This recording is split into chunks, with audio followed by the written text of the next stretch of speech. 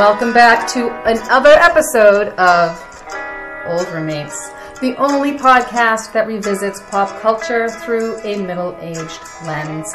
Today we'll be discussing Friday the 13th, the 1980s horror classic. So find your favorite hiding spot and join us.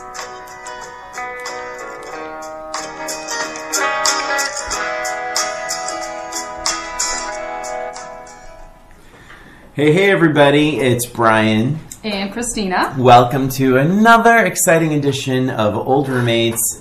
And I don't know what we were thinking by watching Friday the 13th. I was very nervous. This is your first time listening. As you know, we will do shallow dives only at Old Roommates. We are not going to go scene by scene. Mm-hmm. And also, Christina and I have not spoken, correct? We have not spoken about this. Yeah. We haven't spoken about Friday the 13th. I have no idea if she liked it or what, or still likes it, or hated it then loved it. So we'll start with what we thought then. So this is 1980. 1980. Christina, what did you think of this movie then? So back then, I think I saw it in the movie theater, and I remembered it as being the scariest movie I had ever seen. And even, to this day, well, a few weeks ago to this day, it was the bar. It was the bar for horror movies. Like, that was the scariest. For you, or do you speak like a pop culture? Just for me. Yeah. I remembered that movie as being the scariest movie ever. Specifically the ending. Mm-hmm. So that's where I was. In fact, when we were talking about doing this movie, and I was all set to watch it. Usually I watch these types of movies and shows after everybody goes to bed, and I'm watching it at night, and I thought to myself, there's no way I'm watching this at night alone. I was way too nervous, so I ended up watching it at like 10 o'clock in the morning, bright, sunny day, and I'm like, that's okay, it's fine, I'm good. So yeah, that's how nervous I was about watching it. So before I go any further, how about you, Brian? So I was, I guess, 8 at 1980, and so I think I mentioned this before. Like, we would go to my dad's on weekends. My parents were divorced. My sister was the horror movie person. Mm-hmm. I was often just in the room, being forced to watch. And I'm fighting a sneeze right now, and I apologize. I'll edit it out. Oh my god, I'm not crying. And it's okay, and so, it's funny. I was absolutely terrified. I was really terrified, and bless you. Maybe I won't edit it out. I'm not sure. But what I remember too is like, just like I thought it was like Jason, kill, or whatever. All I knew, it was just like you're saying, it was just terror. It was terror, and it was just scary. I am certain I watched it being 8 or 9, or on VHS, like watching like below the screen, or whatever, cable, I guess, whatever. However I watched it, it was like probably, I guess it was. Do you feel like you watched it at home? You don't think you? Well, you were too young. No, I wouldn't have been. Theaters, right? We would not have gone to like a drive-in or anything. Right. No, so it was definitely either a VHS tape or a cable situation, but I remember it was on TV for sure. It was a TV screen, and I remember.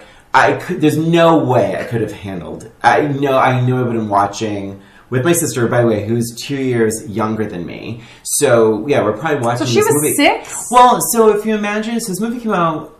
So then, came out in 80. When would it? So would it come out on cable the following year? 2 years. It took a lot longer back then. Let's say 2 years. We'll say 2 years. So then, in which case, I was 10 and she was 8. She was young. Oh my God. She watched The Exorcist. It doesn't matter. But the thing is, she was the horror movie fiend, and I was just like her victim. And I would watch these movies, being like, I hate this, Terry, this is stupid. And of course, like when you're scared, just everything's stupid. Of course, to numb yourself. But that's my memory, and I absolutely remember the ending, like you're saying, and absolutely terrifying. But it was a lot to discuss. And so you're saying you watched it in the daylight, and which is weird because which is funny because even in this movie, a lot of scary things happen in the day too. There's just like this started out in the day. It's like this ominous kind of feeling. But I watched it with Carl, and yeah, I mean, jumping. Let's jump right in. I feel like I have a lot to say.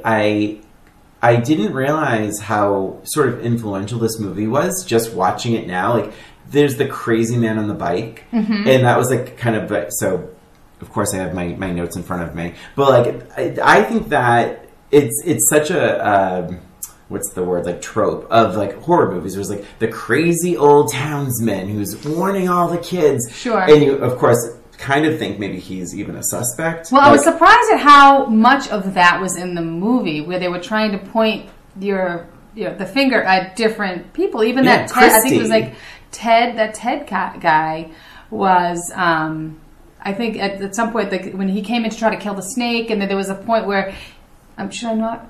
No, I know. I rolled my eyes. I just rolled my eyes, everyone, because they really killed a snake. Oh, really? In the movie they did that? No, you saw the scene. I mean, there's no way that was a fake snake. That snake was moving, and he chopped it. Do you think? We'll have to look that up. I don't know. Is PETA back then? Fine. I do think they really killed that snake. It was way too like. It could have been. I don't know. Fast. I mean, I am practically a naturalist, and I did not think that it was real. Well, that makes me feel better. I'm just kidding. I'm not really a naturalist. But anyway, I work with some of them.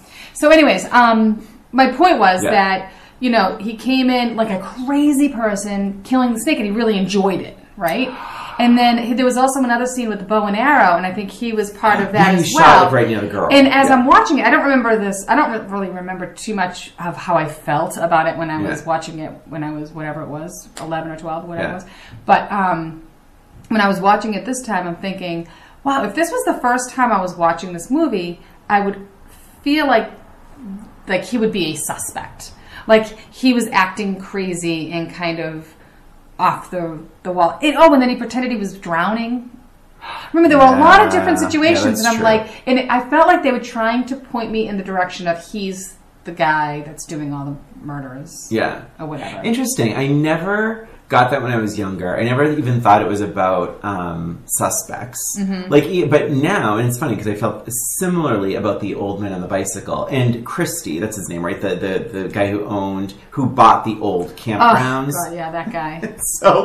Was that his name, Christie? I don't know if I wrote down his name. Christie. I feel like Steve Christie. Steve Christie. And I felt like, they're really gearing him up to be a suspect. But as an adult, I have that sort of suspicion of people, right? We've seen so many of these movies. Like when you're a kid, like when I was young watching that movie, I thought, there's one killer and he's in the woods and he's going to kill everyone. And to this movie's credit, like the killer, spoiler alert, is a woman. And that hit me differently as an adult. Yeah. To be like, oh shit, this is kind of groundbreaking, I think. I feel like it was so groundbreaking. And I meant to look too. I feel like this is one of the first horror movies, right? Am I correct in saying that? Well, so like the one that started it all. The stalkery horror film. Right. Yeah, where like the camera becomes the killer. Right. And that, I think there's people that hate that and people that like it, but it was groundbreaking. I forgot about that, and I really liked that. I think this is the first, I'm sure, I'm not a historian. I feel like this is one of the first movies a little bit more that use that device as like, you're the killer, and it's super creepy. But I felt like it was really groundbreaking in a lot of ways, especially with the twist that it was the mom. Which is sad. And yet, I still think she overreacted. She was clearly a little loose. But that's sad. Yeah. I mean, like, her son dies because he was being neglected while swimming. And she goes and kills two of the counselors in the beginning, which I imagine were the ones that let him drown, or not? I don't even know. She just seemed angry, but then like she's really like paying attention to what happens with this campground, right? And then she goes back and she just wants to kill them all. Yeah, so what happened between those? I mean, wasn't it like 20 years or something? Yes. So where was she in this last 20 years? Just hanging around and then waiting until they open up a new... Maybe she was trying to move on. Maybe it just triggered something? It was a trigger. Yeah, I think she was just trying to move on with her life. But I thought that was great. Oh my gosh, it scared me. It surprised me so much, that ending. That surprised me so much when it was her. And I'm like, this is so cool. And looking at it again now, I was thinking... That was so cool that they did that. Mm-hmm. There was like, it was actually like a real, like, reason. Mm-hmm. Mm-hmm. As opposed to some of these other ones where, oh, he's a nightmare. Oh, you know what I mean? Yeah. Like, but I also felt like, and correct me if you feel differently, but I felt like watching this movie was so different from other horror movies in that I felt like the people who were writing this movie really wanted to just write a movie. Like, I felt like they like... All right, so the dialogue was horrible. Yeah, the acting really was, bad. The acting was laughable. Yeah. But I felt like there was someone there writing the script and, like making actual scenes that you wouldn't necessarily see in a horror movie today. There's a scene, they're just playing a board game. They're playing a strip board game. And that's it. That was it. No, there's no... Okay. no. And not only that, no nudity. Which I thought was super weird. Nudity. Like, why do I remember boobs and stuff? Like, I feel like I remember, like, boobs and showers. I'm, like, mixing up all the horror movie cliches. Totally. And this movie actually didn't have them. I don't remember a butt. I don't remember a boob. And the one butt I do remember is Annie getting in the truck and having the truck driver... totally grope her ass. Oh. Did you notice that? I'm like, oh my god. Yeah, no one was right in that. That was a whole thing. Yeah. That was a good kid. Annie was terrible. But we're starting with the end, which is really funny. I know. But it's what I really, really loved, and almost to the movie's detriment, is the cat fight they had, like where they're beating each other up on the ground and they're punching each other, and I was like. It's great because this girl's at least fighting for her life, and you're going to fight with everything you can, and which is problematic in a sense because if Pamela Voorhees is struggling that much with this girl, then how did she throw a corpse through a window? Yeah, there were a few of those... Like superhuman... Yeah, a few of those superhuman situations. Although, what was another observation that I had made that I thought was kind of interesting is that there were several murders that you didn't even see happen. You just saw, like, the dead body. Right. Which I thought was really cool, too. You don't really see that much. Well, creepy scene in Carl Abel said this, like, when... Is it Ned? He yells up to the person that's walking into the cabin. Mm-hmm. Like, Carl and I were like, ooh. Super creepy. Yeah, it was just this, like, weird, like, thing. And actually, I think the guy's name was Sean Cunningham, and I think he was the sole writer, I believe, and the sole director. Okay. You can Wikipedia this, but I think it was just all him. And yeah, I think this movie was made for, like, $500,000, and, but yeah, people were really excited for it. I do think I have a couple of little random notes that one of the women, the actresses, does a Katharine Hepburn imitation, and I wrote, good one. I really thought it was a good Katharine Hepburn impression. Oh, that's funny. And yeah, and then, so we should talk a little bit about Kevin Bacon. Didn't even realize he was in it. I forgot he was in it, too. Completely blew me away. It must have been his first movie. He is... It actually made me sad because I was like, oh my god, I have never looked as good as he looks, and I will never look as good as he looked. He is so... His body... Yeah. And the swimming scene... There's not an ounce of fat on him. Yeah. And yet he doesn't look skinny. It's like a healthy... No, it's like a healthy, like a normal... It almost feels a little California to me. Like, he looked really good, and a good performance, too. He stuck out. He was like, the best... He was the best performance. But something to note, like, he wasn't, like, the star of the movie. He was just one of the camp counselors. So I thought that was kind of funny. Like, you were kind of expecting him to, like, step up and, I don't know, do more. And then when he ends up dying, like, kind of early in the movie... I was like, oh, well, they just didn't know star quality. They just didn't. Saw it. But going back to what you were saying about the groundbreaking thing with like the camera and all that, there are I was annoyed because there were like those cheap thrills where it's like so the bathroom scene. There's a couple bathroom scenes with the women, and the woman, one of the female characters, is at the sink, and there's a camera that's approaching her, and like truly in human footsteps. Right. She turns, and there's no one there at all. But the person is hiding behind the shower curtain, right? So I'm like, well, wait, then play fair. Like, is this camera the killer, or is this, what is this?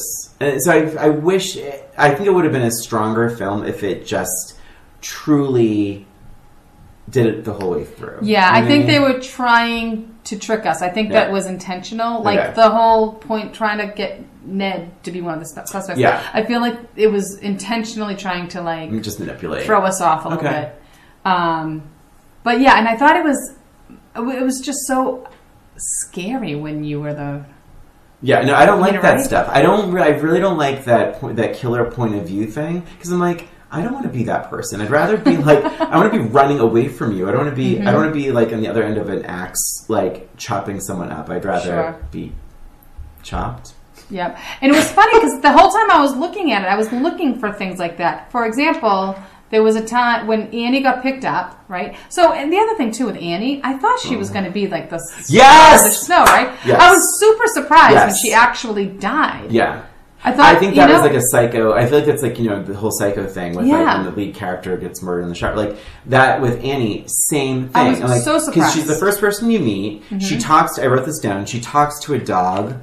She says, I said that. Did you write that? I said that. Oh, excuse me, boy. Which way to Camp Crystal Lake? Oh my gosh, she horrible. asks the dog a question. There was like, it was like a 5-minute scene of her walking down the road at the first. I'm like, talk about a waste. So that was a trick. Movie. But I think to your point, now I'm agreeing with you that it was just one of those things to throw us off. Like, you think you know this movie, you don't know what we're going to do to you. Well, and then when she got picked up by the killer, right, who was driving in the Jeep. Yeah.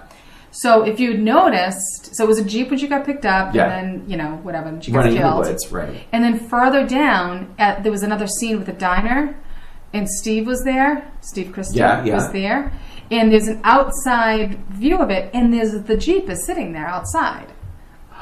And I'm like, see, I feel like there was a lot of brilliance in the script writing, but I don't know if anybody caught it. Yeah. Maybe they did back then. I was 12. I didn't. Yeah. But there was the Jeep, the same type of Jeep, was sitting outside, and I'm like, so if I was watching it for the first time as me, I would be like, there's the Jeep. It must be Steve.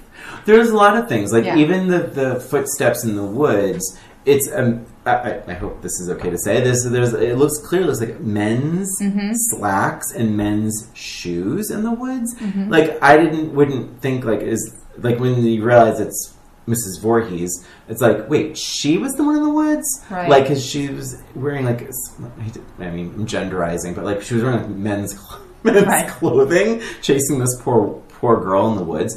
And, I was completely shocked when she was, and so, like, like, such a grisly killing, too. Yeah. She really jumped from that Jeep, by the way. Did she really? Yeah. Wow. I was like, I just want to make sure, like, that I'm just grabbing on to what because I was confused. Like, what is this movie trying to accomplish? Like, were they trying? Like, to your point, you're saying that the script was thought out. And there was so much dialogue and so many different scenes that did not have to do with the murders. Yeah. There was like actual character development. Like, what's her face? Whatever the woman was that ended up surviving. Yeah. She's talking about, they obviously had this relationship. She had a relationship with Steve, and he's like, give it one more chance. And she's like, I'll stay for those couple weeks or whatever. Like, there was like actually like a character development. Like, why? I mean, I don't think they were even in a scene after that. So I'm not sure why they had to establish that they were a couple trying to work it out. Yeah. But someone was writing this stuff down saying, I wanted to have some character, building. Mm-hmm. It was, I thought that was kind of interesting. And like you said, like the board game scene, I feel like the ratio from the killing scenes and the non-killing scenes, I feel like the non-killing scenes outweighed the killing scenes at some points. Mm-hmm. Yeah. It was really interesting to me because I feel like now if you're watching a horror movie, 90% of it is like the killer and killing people. Absolutely, it's all about gruesome killing. and all that. Whereas, this was absolutely not the case. And again, like I do have to say about the sex elements, like there's really just the Kevin Bacon scene. There's a lot of talk about sex, and being horny and all that, but it's like there's really just like the Kevin Bacon scene with the girl, and then she gets up and he gets like stabbed like through the neck. That was the one part that made me jump. Yeah, I jumped right out of my chair. I forever jump, even when I get a flashback of it from like even being young to Jason jumping out of the water. Brian, I 100% agree with you. That when I think about Friday the 13th, I've always said that is the scariest movie that I've ever seen, and it was because of that scene. Yeah. That last calm scene. It's over. Yeah. It's light out. The water's calm. Yeah. It's actually a beautiful scene. It's actually beautiful. Like beautiful. The foliage and like the reflection on the lake. And like this poor girl's been through so much. And now. you see the cops coming. Safety. Yep. And you think they're like, oh, thank goodness. The nightmares and over. Then he jumps out comes the ghost of Jason out of the water and pulls her in. And what was funny was there's a scene after that. She wakes when up she's in the hospital. And I forgot about that scene after it. Me too. And I don't think it was necessary. I don't think they needed to do that. I think if they were planning on doing a sequel... Yeah, they should have just left it. They should have just left it at her being... and just ending it. Yeah. And then she could always... they could always open up with that scene for the second movie. But I didn't think it was necessary. I completely forgot about it. I also felt that... I wondered if they filmed that scene first. Because she's really bad in it. She's like, the little boy... And they're like, no, ma'am. And they I think they even call her ma'am, which is like, oh, poor she's girl. Like 16 she's 16 years old. Yeah. And it's like, she's like, then he's still there. I wrote it down. Then he's still there. Yeah, like, it's terrible. Great. Yeah, cut. Yes. So, but I mean, yeah. Yeah. The acting wasn't. So I just wrote this thing called Coulda, and I wrote things that, like, to your point of how, if they could have made it better. I do think they should have made Steve Christy even more ominous. Mm-hmm. That he was like, "Bye, guys," and all the killings happen, and it's actually him. I don't know what his motive would be other than just deranged, because people were saying, well, Steve Christy's crazy. Like, he's crazy for reopening the thing, and why not? And then I kind of, and this is maybe could be controversial, I kind of feel like I wanted slightly more most Trappian deaths. Mm-hmm. Like, truly, it is like an axe in the head. Slashed in the throat with a knife. Mm-hmm. Slashed in the throat with an arrow. Slashed in the throat. It's like, Jesus Christ. It's like, it's like, I mean, like slightly more inventive, or set up where maybe it doesn't look like a murder. Maybe it looks like a total accident. Well, I will say, when many of these murders happened, I laughed. Like, I found so much of it so silly. No? The axe coming out of the head when he's hanging from the doorway and he comes flying and he has I literally busted out laughing. Really? Yes. Oh my God. Yes. But I mean, maybe it would be different if it was at night. Yeah. And I might have felt a little differently. But yeah, I feel like I laughed more than I laughed. I thought it was funnier than it was scarier. Until the end. I wrote this down, and I don't know if it's... I actually did think the makeup... I respectfully disagree. I think some of the makeup was quite good, but or the blood and all that. And I think this is true because I wrote it down. I feel like someone finds a bloody axe, mm-hmm. and the person says, "What is going on?"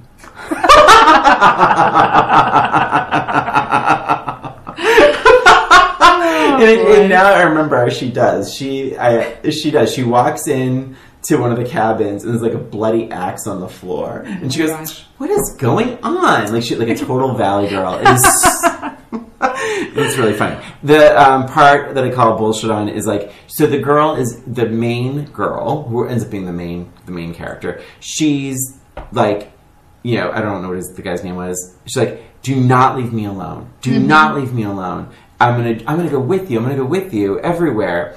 And then he's like, yeah, something's wrong with the generator. I'm gonna go out and fix it. She's like, okay. Okay, see you in an hour. I'll just sit here in the dark, waiting for the killer. But it was like, I'm like, that doesn't make any sense at all. Yeah. So, but yeah, I think I enjoyed it. I think I enjoyed I don't know. I was glad there weren't any, say, like cats jumping out from around the corner, like the right. totally stupid scares. I do think, like, we talked about scenes that went nowhere. I do think the movie could have been actually even a little shorter. I think it's only 85 minutes. It's an hour and 35 minutes. Yeah. Okay. So, I kind of thought, like, yeah, it felt a little long at times. And I do think if they had given Mrs. Voorhees, like, I don't even know, like, because that is a tragedy, but you so quickly find out that she's just fucking crazy. So the sympathy is maybe a 1 second sympathy. Right. They could have done more. Like, to your point about the script and being thoughtful, like, that could have been, like, not that you would have forgiven her, but I think there would have been that sort of situation. Like, Hand That Rocks the Cradle. Like, right. You know, that whole thing. Like, so it's like you kind of were like, oh, that's, you know, she's really struggling and she's having a nervous breakdown and she's losing her mind and she wants people to pay. And but you saw more of that suffering. With Mrs. Voorhees, it's like, hi, my dear. And it's like, I'm Mrs. Voorhees. I mean, it's just out of her mind. It was a little, she was definitely out of her mind. And I feel like maybe they felt that just that revelation that it wasn't some random person doing the killings and that it was actually a, you know, mom with a purpose. Maybe they felt like that was enough, that they didn't have to do any more of a backstory for us to have some sort of, I don't know if they wanted us to have sympathy for her. No, she probably not. Killed like 10 people. Well, right, and because you end up like she ends up being beheaded. Right. Which oh my is, god, that was hilarious. That was pretty funny. I laughed. Me too. I laughed out loud. Should we take a break? Yeah, I think this is a good time to take a break, and we'll be right back. We'll be right back. Hey there, it's Brian and Christina. We just wanted to take this break to thank you for listening to Old Roommates, the only podcast that revisits pulp culture through a middle-aged lens. Please subscribe to Old Roommates on iTunes, Spotify, and wherever you listen to podcasts. And give us a rating or review while you're there. And if you have any questions, comments, or observations, shoot us an email at oldroommatespod@gmail.com. And follow us on Facebook, Twitter, and Instagram at Old Roommates. Thanks for listening, and now, back to the show.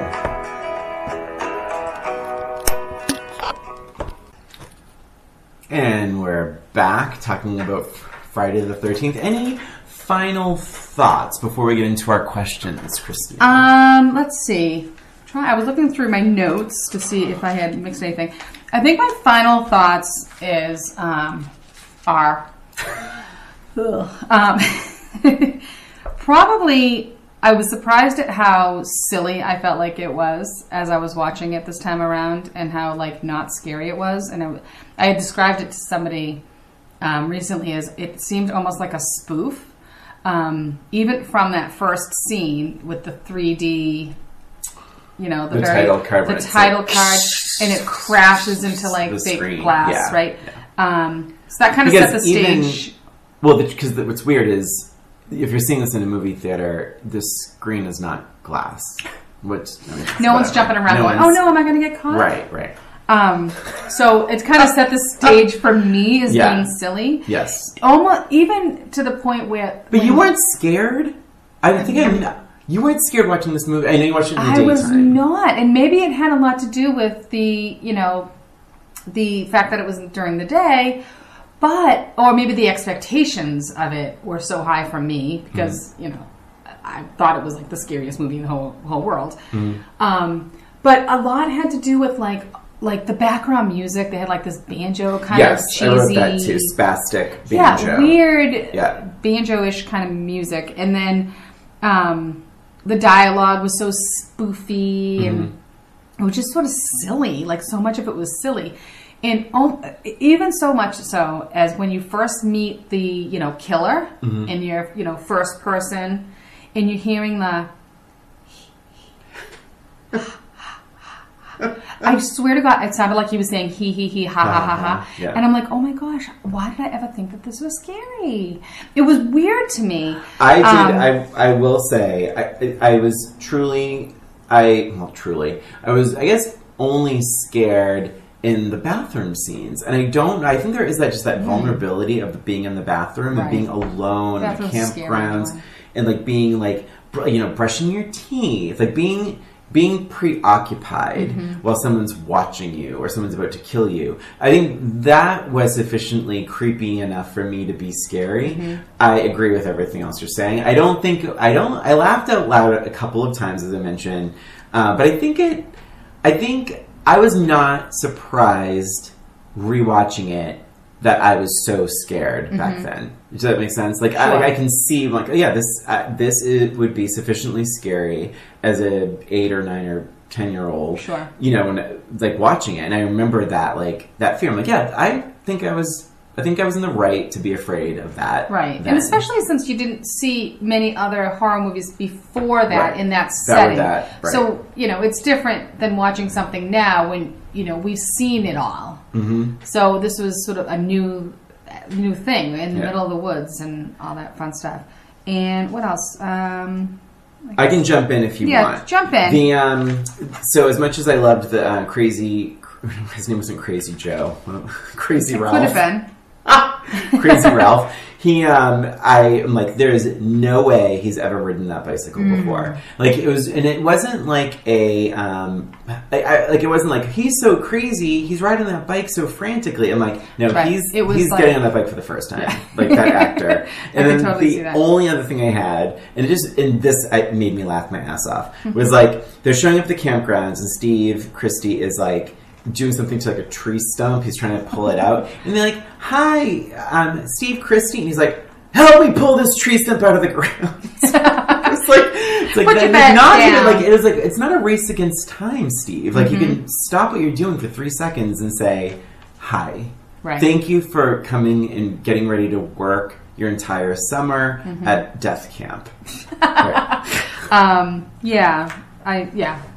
I forgot about that part, but it was very... Well, the whole first section is like just bossing people around. He's so angry. Yeah. And he's behind schedule, but it's like he's kind of missing. So, but don't you think that was intentional to make people feel like he's the killer? Yeah. Because I have to say the one thing that I am impressed with was like the writing, and I say that in a the writing wasn't great, but I was impressed with the things they tried to do. Yes. And the one thing I didn't mention that I noticed was when the handsy truck driver, when he was talking to Annie about, you're crazy going out there. And then he mentioned in this order, he said 2 kids were murdered in 58 and a boy drowned in 57. And I thought that was interesting how like they dropped that information, and I liked how they did it in that order. I think it was intended in that way. So you didn't tie the boy drowning in 57 as happening beforehand, and then the murders happened. It was more like it was just bad luck. So I thought that was interesting. I want to give that writer credit. I think they did that intentionally to throw us off. So anyway, I was impressed. Well, that's all I have too. Yeah. Cool. So would you recommend it? I do. I want to find out about that snake because I think they killed it. Yeah, I think you should too. So questions. So true to form, every episode we do a match game style sort of situation where we ask a question, we try and match. I try and imagine what Christina's going to answer. Yeah, we've done so well. I think we've done one correct. What's really funny is between part both of us. Part of why I wanted to do this, is like to sort of I think why we wanted to do this is to sort of illustrate how well we know each other, and we've gotten like maybe one right. Mission accomplished. So, all right. So, Christina, you get it'll be fuck, marry, kill. Okay. For you. Okay. So, and I think I'm being very generous. I'm sure you are. Kevin Bacon, who played Jack, Steve Christie, okay, and Bill. Bill is the last guy who kept fixing the generator, who ended up with arrows. Okay. Throughout his body. So, okay, I don't even really need to think too much about this. Okay. All right, so fuck Kevin Bacon. Mm-hmm. I would kill Steve Christie. Got it. Yeah, and I would marry the guy who can fix a generator. Like, who wouldn't want to marry that? He can fix a generator. I'm all in. May he rest in peace. Awesome. Awesome. Yeah. All right, do I have a question? You do. I have a question for you. So it's a multiple choice. Okay, thank you. So, if so say this camp, what is it again? I'm sorry, I know it. Crystal Lake. Crystal Lake? Yeah. Camp Crystal Lake. So it happened, and all of these things happened, and you were a part of it. Okay. I'm a camp counselor? Well, here's the question. Oh, okay.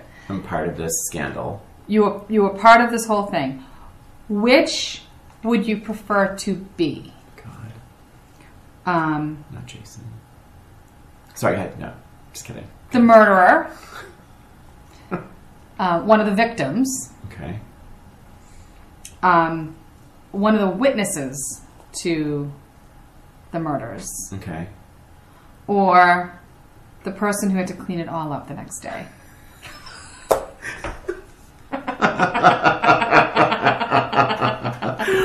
Oh my god. This is so sick. But you already picked an answer for me. Right. Oh, wait, I have to wait. Okay. Do the song. That's the Match Game theme song, if you're curious. Oh my god. All right, ding, I'm in. Ding. Okay. So I'm going to guess what you said? Yes. Why do I struggle? I struggle with this every single time. Like, who does it first? I am going to guess that you, out of those four options, would prefer to be a witness. Oh my god. No. Really? Wow. Oh, look at it. The cleanup guy? Yeah. Because here's why. Here's why. First of all, I don't want to witness something that gruesome. I think I would get PTSD. I think it would be really okay. Yeah. I don't want to see it. I don't want to watch someone getting an axe thrown into their head. I would feel like I could have done more. It would haunt me forever. I'd have to explain to their family what actually happened over and over and over again. I'd have nightmares. I mean, it's bad enough, like the things I have nightmares about. But and the victim, no. But then the cleanup, it's like, well, it's already done. I think I could, Silence of the Lambs, they put mint under their nose, so you wouldn't smell it. Well, they're probably bugs and stuff. Well, you probably have to and I would just grab a hose and hose a lot of it away. I don't think you can. I think you have to save it for evidence. Oh, I see what you're saying. Like a police cleanup. I would still be the cleanup because it's after the fact. Like, oh my god, this is devastating. But the killer is dead. Mm-hmm. Everyone's dead. Allegedly. Yeah. Well, the mother killer. I mean, the mother who was the killer. The mother killer. But I think, cleanup to me. And I actually don't mind cleaning. That's true. You are cleaner. I do like cleaning. I'm kind of a clean freak person. But alrighty. Yeah, that was really gross. So I guess that's it for this episode of Old Roommates. Thanks for listening. Please subscribe to Old Roommates on iTunes, Spotify, Stitcher, and wherever you listen to podcasts. And give us a rating or review while you're there. And if you have an idea for the show, a suggestion, comment, email us at oldroommatespod@gmail.com. And don't forget to follow us on Facebook, Twitter, and Instagram at Old Roommates. This is Christina. And this is Brian. Thanks again for listening. Till next time.